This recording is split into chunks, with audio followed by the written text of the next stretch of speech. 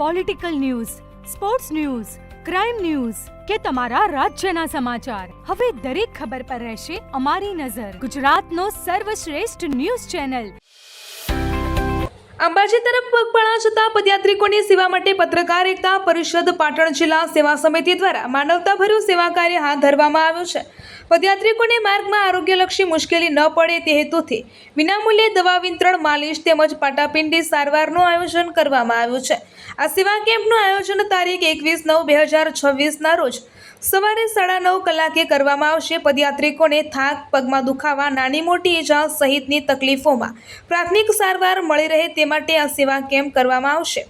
આ સેવા કેમ્પનું સ્થળ ધોરીગામ બસ સ્ટેન્ડ પાસે બનાસકાંઠા જિલ્લામાં રાખવામાં આવ્યું છે.